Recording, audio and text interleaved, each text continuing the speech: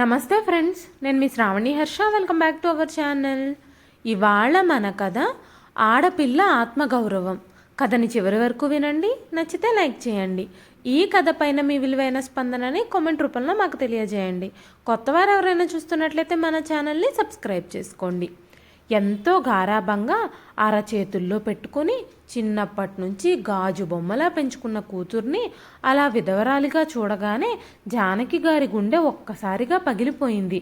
ఒక్కసారిగా తన శరీరం అంతా నిస్సత్వం ఆవహించి కుప్పకూలిపోయింది. ఆవిడ గుండె ఆ క్షణంలోనే ఆగిపోయింది. సంజన వైదవ్యంతో పట్టరాని దుఃఖంతో అక్కడే నిలబడింది. ఒక్క క్షణంలో అంతా మారిపోయింది. ఎన్నో కలలతో ఆశలతో వివాహమై అత్తగారింట్లో అడుగుపెట్టిన సంజనాకి తన జీవితం ఇంత తొందరగా నాశనమైపోతుందని ఆ రోజు తెలీదు. అన్నీ హడావిడిగా జరిగిపోయాయి, ఏదో సినిమాలో జరిగినట్టుగా. సంజన తన తల్లిదండ్రులకు ఒక్కగానొక్క కూతురు. పెళ్ళైన ఎన్నో ఏళ్లకి ఎన్నో పూజలు చేస్తే గాని ఆ ఇంట్లో సంజన జన్మించింది. సంజన చాలా అందంగా ఉండేది. సంజన పుట్టాక తన తండ్రి వ్యాపారం బాగా సాగింది. తల్లిదండ్రులిద్దరూ తనని సాక్షాత్తు లక్ష్మీదేవిలా భావించారు. తల్లిదండ్రులిద్దరూ సంజనాన్ని అస్సలు కాలు కింద పెట్టనిచ్చేవారే కాదు. జీవితంలో తను కోరుకున్న ప్రతి కోరికను, అది ఎంత ఖరీదైందైనా ఎంత కష్టమైందైనా తీర్చడానికి తహతహలాడిపోయేవారు జానకి గారు ఇంకా రఘురామ్ గారు. తల్లిదండ్రుల అతిగారాభం వల్ల, అధికమైన ప్రేమ వల్ల సంజనాకి చదువు సరిగ్గా అబ్బలేదు. 10వ తరగతిలోనే చదువు ఆపేసి ఇంట్లోనే మ్యాగజైన్స్ చదువుతూ టీవీ చూస్తూ కాలక్షేపం చేసేది సంజన. కూతురు మీద ఉన్న అధికమైన ప్రేమతో తల్లిదండ్రులు కూడా చదువు విషయంలో తనని గట్టిగా మందలించలేదు. సంజనాకి 18 ఏళ్లు నిండిన తర్వాత తనకి పెళ్లి చేయాలనుకున్నారు తల్లిదండ్రులు. ఆ సమయంలో ఒక మంచి కుటుంబం నుంచి ఓ మంచి సంబంధం తెలిసిన వాళ్ళ ద్వారా వచ్చింది. అబ్బాయి వాళ్ళది కూడా చాలా ధనికమైన కుటుంబం. సంజన అందం చూసి స్వయంగా విజయ్ కుటుంబ సభ్యులు ముందుకొచ్చి సంజనాని పెళ్లి చేసుకుంటానని అడిగారు. దీంతో రఘురామ్ గారికి చాలా సంతోషం అనిపించింది. స్వయంగా అంత పెద్ద కుటుంబం నుంచి సంజనాని పెళ్లి చేసుకోవడానికి అడుగుతున్నారు అని, అది ఆడపిల్ల పెళ్లి విషయం కావటంతో రఘురామ్ గారి మనసులో చాలా సందేహాలు మొదలయ్యాయి. కానీ ఆ వచ్చిన వాళ్ళు, మేము మా ఒక్కగానొక్క కొడుకు కోసం మంచి మర్యాదకరమైన కుటుంబం నుంచి అమ్మాయి కోసం వెతుకుతున్నాము. తెలిసిన వాళ్ళ ద్వారా మీ కుటుంబం గురించి, మీ అమ్మాయి గురించి తెలుసుకున్నాము.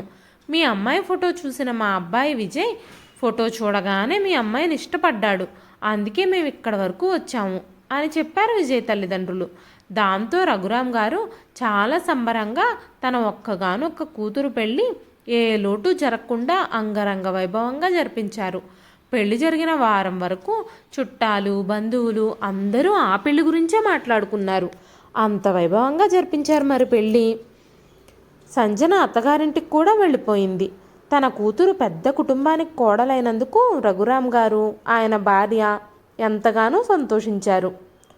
ఆ దేవుడికి కూడా కృతజ్ఞతలు తెలిపారు. సంజనాని అత్తామామలు చాలా ఆదరంగా కొత్త కోడలి హోదాతో ఆ ఇంట్లోకి ఆహ్వానించారు. పెళ్లి రోజు రాత్రి సంజన తన భర్త విజయ్ కోసం ఎదురు చూస్తూ కూర్చుంది. చాలాసేపటి తర్వాత అర్ధరాత్రి అవుతుండగా విజయ్ రూమ్లోకి వచ్చాడు.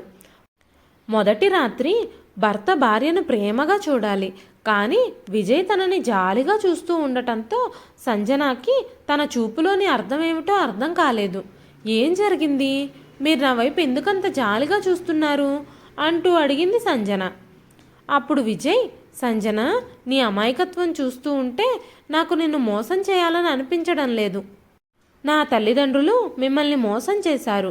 నాకు ఒక అబ్నార్మల్ ప్రాబ్లం ఉంది. నేను పుట్టడమే ఒకే కిడ్నీతో పుట్టాను. ఇప్పుడు నా బాడీలో ఒక్క కిడ్నీ మాత్రమే ఉంది. ఇంకో కిడ్నీ ట్రాన్స్ప్లాంట్ చేయడానికి కూడా వీలు కాదని డాక్టర్లు చెప్పారు. నేను ఎన్ని రోజులు బ్రతుకుతానో కూడా డాక్టర్లు నిర్ధారించి చెప్పలేకపోయారు. నేను మా అమ్మా నాన్నలకు ఒక్కగానొక్క కొడుకుని కాబట్టి నా తరువాత ఈ వంశం నాతోనే ఆగిపోకూడదని వాళ్ళు నాకు ఈ పెళ్లి చేశారు. నేను ఎప్పుడు చనిపోతానో నాకే తెలీదు. నేను చనిపోయేలోపు నువ్వు గర్భవతివైతే మా వంశం నిలబడుతుంది. నీ ద్వారా నాకు కలిగిన సంతానం వల్ల మా వంశం అభివృద్ధి చెందుతుంది అని చెబుతూ విజయ్ చాలా బాధపడ్డాడు. నేను ఇదంతా కావాలని చేయలేదు. మా అమ్మ నాన్న చచ్చిపోతామని బెదిరించడంతో నేను ఈ పెళ్లికి ఒప్పుకోవాల్సి వచ్చింది. కానీ నిన్ను మోసం చేయడం ఇష్టం లేక అసలు నిజం నీ దగ్గర బయట పెట్టాను అని చెప్పాడు విజయ్. సంజనాకి ఏం మాట్లాడాలో అర్థం కాలేదు. మొదటి రాత్రి ఏ భర్త తన భార్యకు ఇలాంటి బహుమతి ఇవ్వడు. తన మైండ్ బ్లాక్ అయిపోయే బహుమతి ఇచ్చాడు తన భర్త. ఇప్పుడు తను ఏం చేయగలదు? పెళ్ళైతే జరిగిపోయింది. ఎవరికి తెలుసు, నా అదృష్టం బాగుంటే విజయ్ బాగుపడతాడేమో. అదేమీ పెద్ద సమస్య కాదు కదా. ఒక్క కిడ్నీతో కూడా సమర్థవంతంగా అన్ని పనులు చేసుకోవచ్చని, చాలా ఏళ్ళు బ్రతకొచ్చని తను ఒక పుస్తకంలో చదివింది. కానీ సంజనకి ఏం మాట్లాడాలో అర్థం కాక మౌనంగానే ఉండిపోయింది. సంజన తన పుట్టింటికి వెళుతూ వస్తూ ఉన్నా కానీ తన తల్లిదండ్రులతో ఈ విషయం గురించి ఎప్పుడూ ప్రస్తావించలేదు. సంజన పెళ్ళై 3 ఏళ్ళు గడిచిపోయాయి. కానీ తను గర్భం ధరించలేదు. ఈలోపుగానే విజయ్ ఆరోగ్యం బాగా క్షీణించింది. పెళ్ళైన 3 ఏళ్లకే విజయ్ ఈ లోకాన్ని విడిచిపెట్టి వెళ్ళిపోయాడు. సంజన తల్లి కాలేదు, వితంతు మాత్రం అయ్యింది. విజయ్ చనిపోయిన తర్వాత విజయ్ తల్లిదండ్రులు తమ వంశాన్ని నిలబెట్టడానికి ఒక్క బిడ్డను కూడా కనివ్వలేని సంజనని తమ ఇంటికి, ఆ ఆస్తిపాస్తులకి వారసురాల్ని చేయాలి అనుకోలేదు. ఒక పరాయింటి నుంచి వచ్చిన ఆడపిల్లని తమ ఆస్తికి హక్కుదారురాలిగా ఉంచాలని అనుకోలేదు వారు. అందుకే తాము విషయాలన్నీ దాచిపెట్టి పెళ్లి చేసిన విషయం పక్కన పెట్టి సంజనాని నష్టజాతకురాలు అంటూ నిందించి ఆమెను ఇంటి నుంచి గెంటేశారు. ఆ ప్రాపర్టీస్ మొత్తాన్ని విజయ్ తల్లిదండ్రులు వారి దగ్గర బంధువుల పేర్ల మీద రాశారు. జరగాల్సిన నష్టం ఎలాగూ జరిగిపోయింది. ఇంక ఆస్తితో ఏం చేసుకుంటామని చెప్పి సంజన కానీ తన తల్లిదండ్రులు కానీ చట్టాన్ని కూడా ఆస్తి కోసం ఆశ్రయించాలి అని అనుకోలేదు. సంజన తల్లిదండ్రులిద్దరూ సంజన ద్వారా అల్లుడు ఆరోగ్య పరిస్థితి దాచిపెట్టి పెళ్లి చేశారు అన్న నిజం తెలుసుకున్నప్పుడు వాళ్ళ కాళ్ల కింద నేల జారిపోయినట్టుగా అనిపించింది. అల్లుడు మరణ వార్త వినగానే సంజన తల్లి జానకి గారు ఆ షాక్తో గుండాగిపోయి అక్కడికక్కడే మరణించారు. భార్య మరణాన్ని, కూతురు వైధవ్యాన్ని ఒక్కసారే చూసిన రఘురాం గారి గుండె కూడా నెమ్మదిగా కొట్టుకోవడం ప్రారంభించింది. చూస్తూ చూస్తూ ఉండగానే ఆయన కూడా కుప్పకూలిపోయారు. ఐసీయూలో ప్రాణాల కోసం కొట్టుమిట్టాడుతూ డాక్టర్లు ఎన్ని ప్రయత్నాలు చేసినప్పటికీ ఆయనను కాపాడలేకపోయారు. సడన్గా జరిగిన ఈ సంఘటనలతో సంజనకి ఏం చేయాలో అర్థం కాలేదు. ఏ జన్మలో ఏ పాపం చేసుకున్నాను, ఈ జన్మలో ఇంతగా అనుభవిస్తున్నాను. ఒక్క క్షణంలోనే నేను సర్వస్వం కోల్పోయాను అంటూ వెక్కి వెక్కి ఏడవసాగింది సంజన. తనని ఆదరించేవారు, ఓదార్చేవారు ఎవ్వరూ లేరు. దూరపు బంధువులు, ఫ్యామిలీ ఫ్రెండ్స్ సహాయంతో తల్లిదండ్రులకు అంత్యక్రియలు పూర్తి చేసింది. మెల్లగా చుట్టాలందరూ వెళ్ళిపోయారు.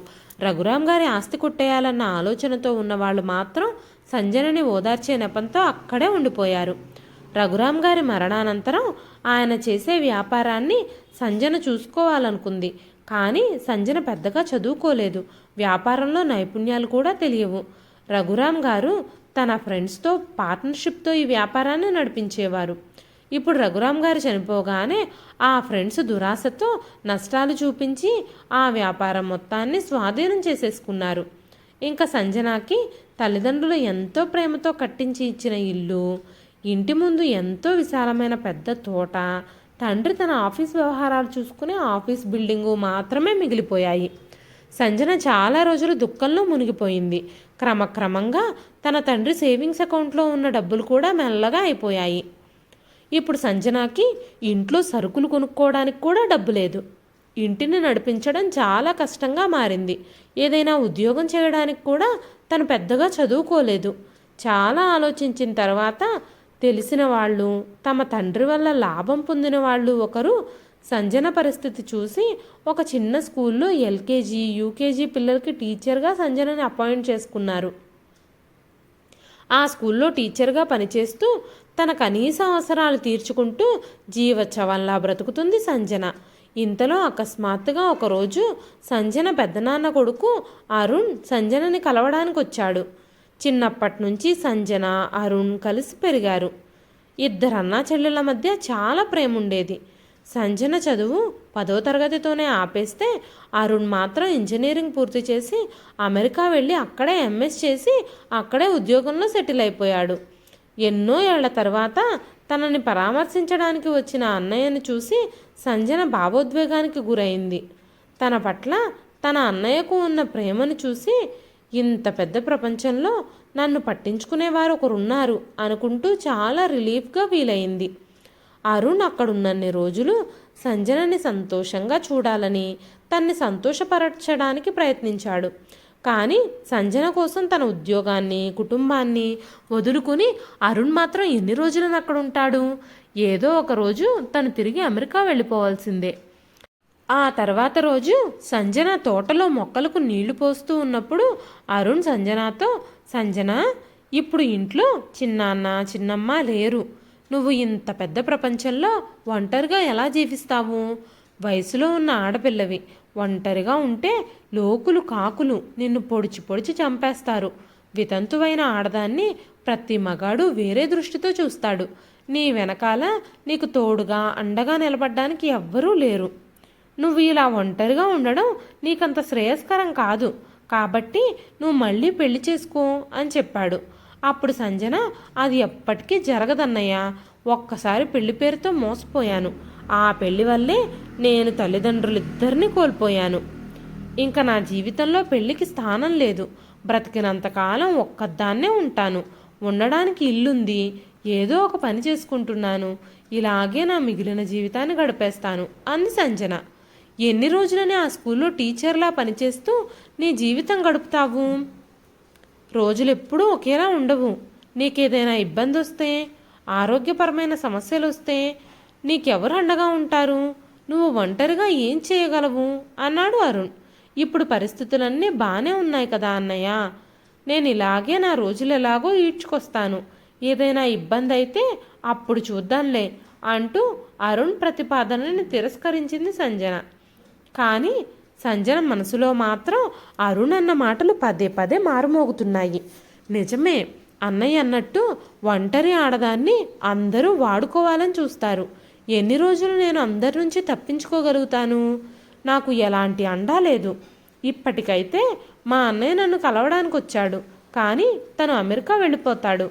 ఇంకా నా గురించి బాధ్యత తీసుకునేవారు, ఆలోచించేవారు ఎవరున్నారు అంటూ ఆలోచించింది సంజన. తర్వాత రోజు మళ్ళీ అరుణ్ సంజనను కలవడానికి వచ్చాడు. సంజన, నేను వచ్చే వారం అమెరికా తిరిగి వెళ్ళిపోవాలి. నా సెలవులు కూడా అయిపోయాయి. నీకు ఏ ఇబ్బంది వచ్చినా నాకు ఫోన్లో చెప్పు. నీకు తోడుగా అండగా ఈ అన్నయ్య ఉన్నాడన్న విషయం మాత్రం నువ్వెప్పటికీ మర్చిపోవద్దు అని చెప్పి సంజనకు భరోసా ఇచ్చి అరుణ్ అమెరికా వెళ్ళిపోయాడు.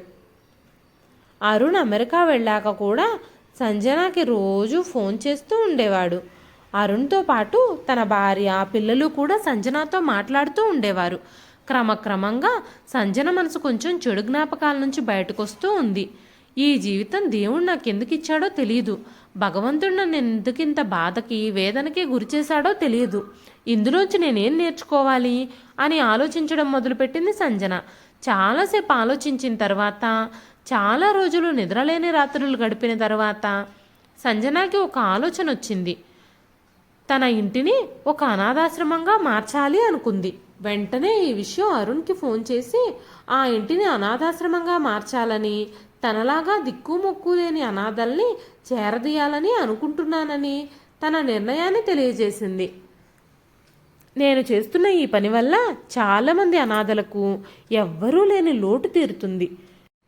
నాకు కూడా ఈ పిల్లలు నాకు తోడుగా ఉన్నారన్న భరోసా దొరుకుతుంది అనగానే, అరుణ్, నీకేమైనా పిచ్చి పట్టిందా? అనాథాశ్రమం తెరవడం అంటే మామూలు విషయమా? పిల్లలందరికీ వసతి భోజనాలు ఏర్పాటు ఎలా చేస్తావు? ఇల్లుంది, అందులో వసతి ఏర్పాట్లు చేస్తావు సరే, వాళ్ళ ఖర్చులు, భోజనం ఖర్చులు, బట్టల ఖర్చులు అని అవి ఇవి ఎలా చూస్తావు? ఇలా అర్థం లేని ఆలోచనలు చెయ్యకు. నువ్వు చాలా ఇబ్బంది పడతావు. నేను ఆల్రెడీ మొన్న వచ్చినప్పుడే నిన్ను నాతో పాటు వచ్చేయమని చెప్పాను. కానీ నువ్వు ఆ విషయం గురించి ఏమీ మాట్లాడలేదు. నీ ప్రాపర్టీస్ని చూసి ప్రేమ నటిస్తూ నీ దగ్గరకు వచ్చి నీ నుంచి ఆ ప్రాపర్టీస్ అన్నీ లాక్కుంటారు. నువ్వు ఆ పిచ్చి పనులన్నీ ఆపేసేయి. నువ్వు ఇప్పుడు అమెరికా రావడమే మంచిది అని నేను భావిస్తున్నాను అనగానే సంజన, అన్నయ్య, నేను అక్కడికి వచ్చి ఏం చేస్తాను? నాకు ఇంగ్లీష్ కూడా రాదు. అక్కడ జీవనశైలి, వాళ్ళ భాష నాకు ఏమీ తెలియవు అంటూ అయోమయంగా చెప్పింది. నువ్వు వాటి గురించి ఏమీ ఆలోచించొద్దు. వాటన్నింటితో నీకేం పని? నిన్ను చూసుకోవడానికి నేను మీ వదిన ఉన్నాం. నిన్ను మా ఇంట్లో ఉంచుకుని జాగ్రత్తగా చూసుకుంటాం. నీకు ఇంకా బయట ప్రపంచంతో పనేంటి? నువ్వు వస్తానంటే చెప్పు, నేను అన్ని ఏర్పాట్లు చేస్తాను అన్నాడు అరుణ్. సంజన సరే అంది. కొన్ని రోజుల తర్వాత అరుణ్ తిరిగి ఇండియా వచ్చాడు. వచ్చిన వెంటనే సంజనకి పాస్పోర్టు, వీసా అన్ని ఏర్పాట్లు చేశాడు.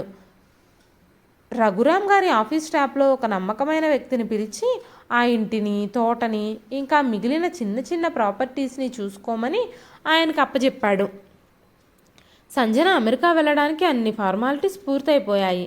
సంజన వెంటనే తన అన్నయ్య అరుణ్తో కలిసి అమెరికా వెళ్ళడానికి బయలుదేరింది. మొదటిసారి విమానం ఎక్కి విమానంలో నుంచి బయటకు చూస్తూ ఉన్నప్పుడు తనకు చాలా సంతోషంగా అనిపించింది. తను వేరే ప్రపంచంలోకి వెళుతున్నట్టుగా అనిపించింది. సంజన తన అన్నతో పాటు అమెరికాలోని తన ఇంటికి చేరుకున్నప్పుడు అరుణ్ భార్య నీలిమ కూడా సంజనాని హృదయపూర్వకంగా స్వాగతించింది. అరుణ్ ఇద్దరు చిన్నపిల్లలు పరిగెత్తుకుంటూ వచ్చి అత్త అంటూ సంజనని కౌగలించుకున్నారు. అలా సమయం తెలియనంతగా కొన్ని రోజులు చాలా సంతోషంగా గడిచిపోయాయి. కొన్ని రోజుల తర్వాత పిల్లల్ని చూసుకునే కేర్ టేకర్ ఉద్యోగం మానేయడంతో నీలిమ చాలా కంగారు పడిపోయింది. నేనిప్పుడు ఉద్యోగం మానేసి పిల్లల్ని చూసుకోవాలా, లేదంటే పిల్లల్ని పట్టించుకోకుండా నా జాబ్ని, కెరియర్ని చూసుకోవాలా అని చాలా ఆందోళనగా తన భర్తతో అంది. అప్పుడు అరుణ్, నీలిమ, నువ్విప్పుడు ఉద్యోగం మానేస్తే మనకి చాలా ఇబ్బంది అయిపోతుంది. కట్టాల్సిన లోన్లు చాలా ఉన్నాయి. మన పిల్లల స్కూల్ ఫీజులు కూడా చాలా ఎక్కువ. నువ్వు ఉద్యోగం మానేస్తే మన పరిస్థితి తారుమారైపోతుంది అన్నాడు. ఇదంతా చూస్తూ ఉన్న సంజన వెంటనే, మీరిద్దరూ ఎందుకు బాధపడుతున్నారు? అన్నయ్య, నేను రోజంతా ఇంట్లోనే ఉంటున్నాను కదా, పిల్లల్ని నేను చూసుకుంటానులే. వదిన ఉద్యోగం వదిలేయాల్సిన అవసరం ఏముంది అనగానే, సంజన, నువ్వు మా సమస్యను చిటికలో పరిష్కరించేశావు, చాలా థ్యాంక్స్ అంటూ నీలిమ సంజనని కౌగలించుకుంది. ఈరోజు నువ్వు గనక మాతో లేకుంటే మేం చాలా నష్టపోయేవాళ్ళం అంది నీలిమ. ఆ రోజు నుంచి పిల్లల బాధ్యత అంతా నీలిమపైనే పడింది. వాళ్ళకు స్నానాలు చేయించడం, టిఫిన్లు తినిపించడం, నిద్రపుచ్చడం, వాళ్ళ ప్రతి పనిని ఆనందంగా చేసేది సంజన. నీలిమ ఇంకా అరుణ్ ఆఫీస్ నుంచి రావడం లేట్ అయితే ఇంట్లో పనులన్నీ వంట పనులతో సహా సంజననే చేసేది. ఒకరోజు సంజన వంట తిన్న నీలిమ, అరుణ్ సంజనని చాలా పొగుడుతారు. నీ చేతుల్లో ఏదో మ్యాజిక్ ఉంది, నువ్వు ఇంత బాగా వంట చేయగలవు అని మాకు తెలీదు, నీ చేతి వంట అమృతంలా ఉంది అంటూ సంజనని పొగిడారిద్దరు. అప్పుడు సంజన తన అన్నయ్య, వదిన పొగడ్తలకు పొంగిపోయి, మీకు అభ్యంతరం లేకపోతే ఈ రోజు నుంచి వంట కూడా నేనే చేస్తాను. ఆఫీస్లో అలసిపోయి వచ్చి మీరు ఇంట్లో పనులు కూడా ఎక్కడ చేస్తారులే అంది. సంజనే స్వయంగా ఇంటి బాధ్యతనంతా నెత్తిమీద వేసుకోవడంతో నీలిమ, అరుణ్ చాలా సంతోషించారు. అలా 1 సంవత్సరం గడిచిపోయింది. నీలిమ చాలా సమర్థవంతంగా ఇంటి బాధ్యతలన్నీ నిర్వహించేది. ఆమెకి కూడా తన తలరాతకి తనని వదిలేయకుండా తనని ఇంత దూరం తీసుకొచ్చి తమ ఇంట్లో ఆశ్రయం కల్పించిన అన్నా వదినలకి సహాయపడడం చాలా సంతోషంగా అనిపించింది. తనని అన్న, వదిన ఎంతో ప్రేమిస్తున్నారని చాలా సంతోషించింది సంజన. తర్వాత వారంలో సంజన తల్లిదండ్రులిద్దరి వర్ధంతి రావడంతో సంజన అన్నయ్య అరుణ్తో, అన్నయ్య, అమ్మా నాన్నలిద్దరూ చనిపోయిన రోజు మరో వారంలో ఉంది. ఇక్కడ ఎవరైనా పూజారి దొరికితే తల్లిదండ్రులిద్దరి సంవత్సరికం జరిపించాలని నేను అనుకుంటున్నాను అనగానే, అరుణ్, ఇక్కడ భారతీయ పూజారులు దొరకడం చాలా కష్టం అన్నాడు. తల్లిదండ్రుల్ని స్మరించుకోవడానికి ఈ పూజారులతో ఏం పని, మనసులో స్మరించుకో, వాళ్ళిద్దరి పేర్ల మీద ఒక పూట ఉపవాసం ఉండు, సరిపోతుంది అంది నీలిమ. మాకు ఆఫీస్కి లేట్ అయిపోతుంది, మేం బయలుదేరుతున్నాం అంటూ అరుణ్, నీలిమ ఇద్దరూ ఆఫీసులకు వెళ్ళిపోయారు. చాలా రోజుల తర్వాత ఆమెకు మొదటిసారిగా చాలా బాధగా అనిపించింది. ఆ తరువాత తన మనసుకు తనే సర్ది చెప్పుకుంది. బహుశా తన వదిన చెప్పింది నిజమేనేమో, ఇప్పుడు ఇక్కడ పూజారి దొరకాలంటే చాలా కష్టం కదా, నేను ఇక్కడ పరిస్థితులు అర్థం చేసుకోకుండా అనవసరంగా బాధపడుతున్నానేమో అని తనని తాను ఓదార్చుకుంది. అరుణ్ ఇంకా నీలిమ ఆ రోజు రాత్రి చాలా ఆలస్యంగా ఇంటికొచ్చారు. వాళ్ళ ఇంటికి వచ్చేసరికి ఇద్దరు పిల్లలు నిద్రపోతున్నారు. సంజనకి తల్లిదండ్రులు గుర్తొచ్చి చాలా బాధపడుతూ మౌనంగా టేబుల్ దగ్గర కూర్చునుంది. అరుణ్ నీలిమ సంజన బాధని కొంచెం కూడా అర్థం చేసుకోకుండా మేము ఆల్రెడీ భోజనం చేసి వచ్చాం అని చెప్పి తమ గదుల్లోకి వెళ్ళిపోయారు. ఆమె ఈరోజు తన తల్లిదండ్రుల్ని చాలా మిస్ అవుతుంది. ఎంతసేపటికి నిద్ర పట్టడం లేదు. చాలా విసుగు చెంది కాసేపు బాల్కనీలో కూర్చుందామని తన తల్లిదండ్రుల ఫోటో చేత్తో పట్టుకొని బాల్కనీలోకి వచ్చి కూర్చొని ఆ ఫోటోను ఒళ్ళో పెట్టుకొని తల్లిదండ్రులతో మాట్లాడుతూ ఉండగానే అన్నా వదినల రూమ్లోంచి మాటలు వినిపించాయి. అసంకల్పితంగానే అటువైపు అడుగులు వేసింది సంజన. నీలిమ అరుణ్తో మాట్లాడుతున్న మాటలవి. సంవత్సరం నుంచి మన ఇంటి పరిస్థితులు ఎంతలా మారిపోయాయి. మీ చెల్లెల్ని తేలిగ్గా మోసం చేసేసి ఇక్కడికి తీసుకొచ్చారు. తన గురించి అడిగేవాళ్లే లేరు. ఇక జీవితాంతం మనకి పర్మనెంట్ పని మనిషి దొరికింది. పిల్లల కోసం ఒక ఆయా దొరికింది. ఇప్పుడు మనకి నెల నెల ఎన్ని ఖర్చులు మిగులుతున్నాయని. ఆయా ఖర్చులు, పని మనిషి ఖర్చులు, మనం ఎన్ని సేవ్ చేస్తున్నామో. తోటను కూడా స్వయంగా మీ చెల్లెలే చూసుకుంటుంది. ఆ జీతం డబ్బులన్నీ మనకి మిగిలిపోతున్నాయి అనగానే అరుణ్ చిన్నగా మాట్లాడు. సంజన విందనుకో మన ప్లాన్ మొత్తం బెడిసి కొడుతుంది. తను ఇండియా వెళ్ళిపోతానని రచ్చ చేస్తుంది అనగానే నీలిమ రచ్చ చేసి ఏం చేస్తుంది? వీసా, పాస్పోర్టు అన్నీ మీ దగ్గరే ఉన్నాయి కదా. ఎలాగో తనకి ఇంగ్లీష్ రాదు. ఇక్కడ ఎవ్వరితోనూ తనకు పరిచయం లేదు. తను ఏం చేయగలదు అంది నీలిమ. అప్పుడు అరుణ్ ఇంకా నా ప్లాన్ పూర్తవ్వలేదు. తన పేరు మీద ఇండియాలో ఉన్న ఇల్లు, తోట, ఇంకా ఆఫీస్ బిల్డింగు ఎంత విలువ చేస్తాయో నీకు తెలుసా? కోట్ల విలువ పలుకుతున్నాయి అక్కడ. వాటిని కూడా నా పేరు మీదకు తెచ్చుకుంటే నా ప్లాన్ పూర్తిగా సక్సెస్ అయినట్టే అన్నాడు అరుణ్. ఇది కూడా తొందరగానే జరుగుతుంది. ఎందుకంటే మొన్న వెళ్ళినప్పుడే ఆస్తిపాస్తులన్నింటికీ నామినీగా నా పేరు మార్పించొచ్చాను. ఇప్పుడు తనకి ఏదైనా జరిగిందనుకో ఆ ప్రాపర్టీస్ అన్నింటికి నేనే యజమాని అవుతాను. అయినా ఆస్తి కోసం ఇప్పుడు మనకి ఇన్ని సేవలు చేస్తున్న సంజనాని ఏమైనా చేస్తే మనకే నష్టం. ఇప్పుడు ఇక పడుకో. ఆ ప్రాపర్టీస్ అన్నీ మన చేతికి రావాలంటే ఇంకా చాలా టైం పడుతుందిలే అన్నాడు అరుణ్. వాళ్ల మాటలు వింటున్న సంజన పిడుగుపడినట్టు దిగ్భ్రాంతురాలయ్యింది. వాళ్ళిద్దరి మాటలు విని ఆస్తి మీద దురాశతో వీళ్ళిద్దరూ ఇంత దిగజారి ప్రవర్తిస్తారని అస్సలు ఊహించలేకపోయింది. తన శరీరం అంతా మొద్దుబారిపోయింది. వచ్చి మంచం మీద కూర్చుంది. నిజానికి అరుణ్ దగ్గరే తన పాస్పోర్టు, వీసా ఉన్నాయి. సంజన చాలా బాధపడుతూ ఇప్పుడిక నా జీవితం మొత్తం ఈ ఇంట్లో బందీగా ఉండి వీళ్లకు పని మనిషిలా బ్రతకాలా అని వెక్కి వెక్కి ఏడ్చింది. కానీ తనకి తానే ధైర్యం చెప్పుకుంది. ఇది ధైర్యం కోల్పోవలసిన సమయం కాదు, ధైర్యంగా నిలబడాల్సిన సమయం. నేను ఎలాగైనా నా దేశానికి తిరిగి వెళ్ళిపోవాలి. వాళ్ళ నుంచి నా పాస్పోర్టు, వీసా తిరిగి సంపాదించాలి. కానీ నా దగ్గర కనీసం టికెట్కి కూడా డబ్బులు లేవు. ఇప్పుడు నేనేం చేయగలను? ఏదో ఒకటి చెయ్యాలి. పర్ఫెక్ట్గా ప్లాన్ చేసి వీళ్ళ బారి నుంచి తప్పించుకోవాలి. అన్నింటికన్నా ముందు వాళ్ళకి నా మీద అనుమానం రాకుండా ప్రవర్తించాలి. వీళ్ళిద్దరికీ ఏదైనా నా మీద చిన్న అనుమానం కలిగినా వీళ్ళు నిర్దాక్షిణ్యంగా నన్ను చంపేస్తారు అనుకుంటూ రాత్రంతా ఆలోచించింది. ప్రతిరోజులాగే ఉదయాన్నే నిద్రలేచి అందరి కోసం టీలు, టిఫిన్లు రెడీ చేసి పిల్లల్ని రెడీ చేసి స్కూల్ బస్ ఎక్కించింది. అన్నయ్య వదినలిద్దరికీ బ్రేక్ఫాస్ట్ వడ్డిస్తూ, అన్నయ్య నాకు ఇంగ్లీష్ అంతగా రాదని నీకు తెలుసు కదా. ఇప్పుడు నేను ఇంగ్లీష్ నేర్చుకోవాలి అనుకుంటున్నాను. ఎందుకంటే వదిన నువ్వు ఆఫీసులకు వెళ్ళి చాలా లేటుగా వస్తున్నారు. నాకు గనక ఇంగ్లీష్ వస్తే బయట పనులు కూడా, గ్రోసరీ షాప్స్కి వెళ్ళి సామాన్లు తెచ్చుకోవడం అలాంటి చిన్న చిన్న పనులన్నీ నేను చేయగలుగుతాను. ఇంకా పిల్లలిద్దరి చదువులకు హెల్ప్ చేయడానికి, వాళ్ళతో హోంవర్క్ చేయించడానికి నాకున్న ఇంగ్లీష్ పరిజ్ఞానం సరిపోవడం లేదు. కాబట్టి నన్ను ఏదైనా స్పోకెన్ ఇంగ్లీష్ క్లాస్లో జాయిన్ చేస్తారా అని అడిగింది. అప్పుడు అరుణ్కి కూడా సంజన చెప్పింది సమంజసంగానే అనిపించింది. పిల్లల హోంవర్కులు ఇంకా బయట పనులు చూసుకోవడానికి సంజనకి ఇంగ్లీష్ అవసరం అనిపించి వెంటనే అరుణ్ ఒక ఇంగ్లీష్ క్లాస్లో సంజనని జాయిన్ చేస్తాడు. ఒక కోచింగ్ సెంటర్లో అడ్మిషన్ తీసుకున్నాడు. ఇప్పుడు గబ్బగబ్బా ఇంటి పనులన్నీ చేసేసి రోజు క్లాస్కి వెళ్ళి వస్తూ ఉంది సంజన. ఇప్పటి వరకు అడుగడుగున అందరి చేతుల్లో మోసపోయి అందరినీ పోగొట్టుకున్న సంజన ఎలాగైనా అన్నా వదిలిన బారి నుంచి బయటపడాలని దృఢంగా నిశ్చయించుకుంది. తన హృదయంలో ఎంత దుఃఖం ఉన్నా ఆమె పెదవులపై మాత్రం ఎప్పుడూ చిరునవ్వు ఉండేది. సంజనని తన అన్నయ్య చేర్పించిన కోచింగ్ క్లాసెస్లో చాలా రకాల విదేశీ భాషలు నేర్పిస్తారు.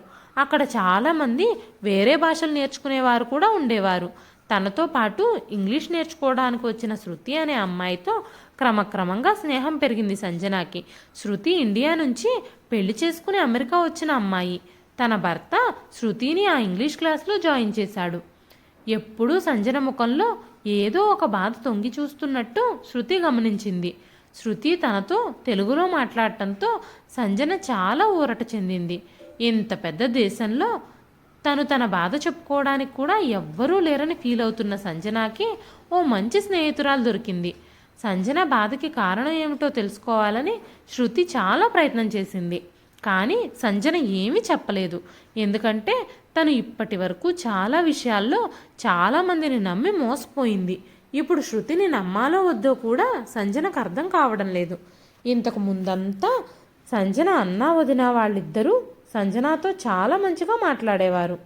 ఏదైనా పని కూడా చాలా రిక్వెస్టింగ్గా చెప్పి చేయించుకునేవారు. వదిన ఇప్పుడు ఆర్డర్లు వేయడం మొదలుపెట్టింది. ప్రతి పనిని విమర్శించడం, వంకలు పెట్టడం చేస్తుంది. ఉదయం నుంచి రాత్రి వరకు ఆ ఇంటి కోసమే శ్రమిస్తూ పైగా తిట్లు కూడా తింటుంది సంజన. ఒకరోజు సంజనకి ఒంట్లో అస్సలు బాగోలేదు. రాత్రంతా జ్వరం ఇంకా ఒళ్ళు నొప్పులుగా ఉంది. అందుకే పొద్దున్నే లేవలేకపోయింది. దాంతో పిల్లల్ని రెడీ చేయలేక స్కూల్ బస్ మిస్ అయిపోయింది. ఆ విషయంలో సంజన వదిన నీలిమ సంజనని చాలా మాటలంది. నీ వల్లే పిల్లలకి ఈరోజు బస్సు మిస్ అయింది. నీకు రోజు రోజుకి బద్ధకం బాగా ఎక్కువైపోతుంది. ఇంటి పనులు కూడా సరిగ్గా చేయడం లేదు అంటూ అరుస్తున్న నీలిమని అరుణ్ కంట్రోల్ చేసి లోపలికి తీసుకెళ్లాడు. నువ్వు ఎందుకు సంజనాతో అలా బిహేవ్ చేస్తున్నావు? తను ఇలాంటివన్నీ తట్టుకోలేక మన ఇంటి నుంచి పారిపోతే ఏం చేస్తావు అనగానే, నీలిమ ఒక్కసారి ఆలోచించు. తను ఎక్కడికి పారిపోతుంది? తనకిక్కడ ఎవరు తెలుసు?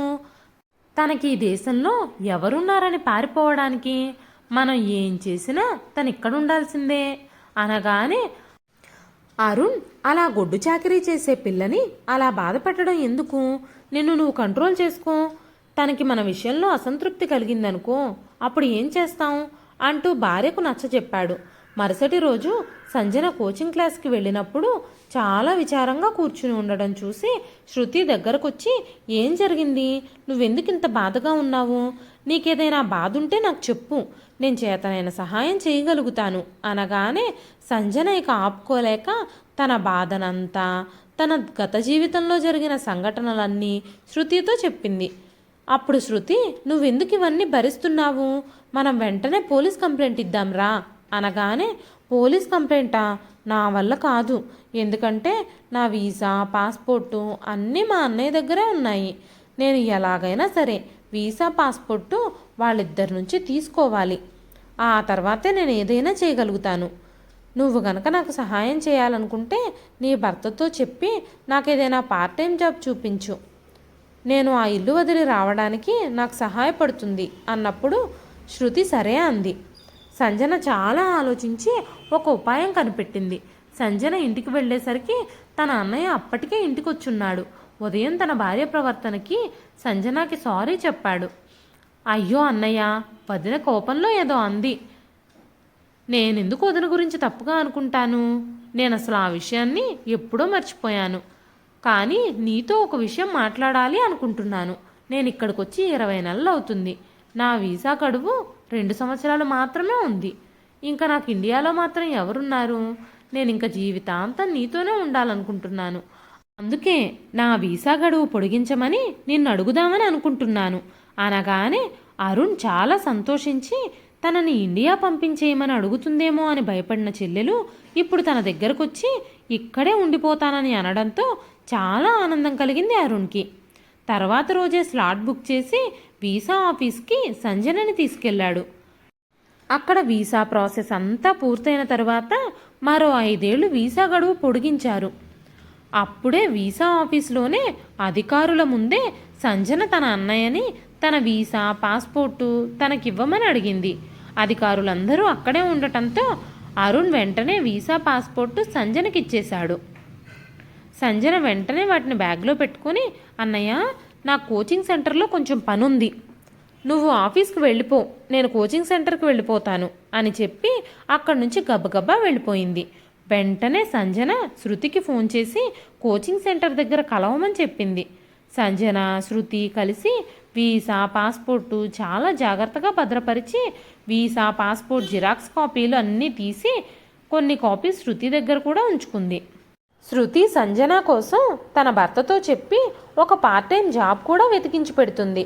తర్వాత రోజు సంజన జాబ్కి సంబంధించిన ఇంటర్వ్యూకి అటెండ్ అవుతుంది. తను ఆ జాబ్లో సెలెక్ట్ అవుతుంది. ఆ రోజు సంజన ఇంటికి ఆలస్యంగా రావటంతో అన్న వదినలిద్దరూ తన మీద కోపంతో, ఇప్పటిదాకా ఎక్కడ రాజకార్యాలు వెలగబెడుతున్నావు, నీ కోచింగ్ అయిపోగానే ఇంటికి రావాలని తెలియదా అంటూ సంజన మీదకి చాలా కోపంగా వచ్చారు. అప్పుడు సంజన, నేను ఇంటర్వ్యూకి వెళ్ళాను, నేను జాబ్ చేయాలనుకుంటున్నాను అని చెప్పింది. అప్పుడు అరుణ్, అయినా నువ్వు జాబ్ చేయాల్సిన అవసరం ఏంటమ్మా, నువ్వు ఇప్పుడు హాయిగానే ఉన్నావు కదా, నీకు ఇప్పుడు డబ్బుతో అవసరం ఏమిటి అనగానే, డబ్బు సమస్య కాదన్నయ్య, ఇది నా ఆత్మగౌరవానికి సంబంధించిన విషయం, అందుకే నేను ఖచ్చితంగా ఉద్యోగం చేయాలి అనుకుంటున్నాను అంది సంజన. అప్పుడు నీలిమ ఇంకా అరుణ్, నువ్వు జాబ్ చేస్తే ఇంట్లో పనులన్నీ ఎవరు చేస్తారు అనగానే, వదిన, నేను ఇంకా ఇంట్లో పనులు ఏవి చెయ్యలేను, ఉదయం సాయంత్రం కాస్త ఏదైనా చిన్న చిన్న పనుల్లో సహాయం చేస్తానేమో, అంతే తప్ప ఇంటి పనులు పిల్లల పనులు నా భుజాల మీద వేసుకొని ఇంకా నేను చెయ్యలేను అని ధైర్యంగా చెప్పేసింది. అప్పుడు నీలిమ, నీకింత ధైర్యం ఎలా వచ్చింది, ఎవ్వరూ లేని అనాథవైనా నిన్ను తీసుకొచ్చి మా ఇంట్లో పెట్టుకుని చూసుకుంటున్నందుకు బాగానే నీ కళ్ళు నెత్తికెక్కాయి అంది. ఎవ్వరూ లేని అనాథనని ఎవ్వరూ మాట్లాడరనే కదా నన్ను తీసుకొచ్చి మీ ఇంటికి పని మనిషిగా మార్చారు, ఇంకా దానికి ఆదర్శం ముసుగు వేస్తున్నారా, నేను మీ సంభాషణ అంతా విన్నాను, మీ మనసుల్లో ఏవైతే కుట్రలున్నాయో అవన్నీ నేను తెలుసుకున్నాను అనగానే నీలిమ అరుణ్ నిశ్చేష్టులై చూస్తూ ఉండిపోయారు. అప్పుడు నీలిమ వెంటనే, ఎంత పొగరుగా సమాధానాలు చెప్తున్నావు, నువ్వు వెంటనే ఇంటి నుంచి బయటకు నడువు, అనాథలా రోడ్డున పడితే అయినా, దేశం కాని దేశంలో అడుక్కు తింటే అయినా నీకు బుద్ధొస్తుందేమో అంటూ సంజన సామాన్లన్నీ తీసి బయటకు విసిరేసిన వెంటనే తలుపులు కూడా మూసేసింది నీలిమ.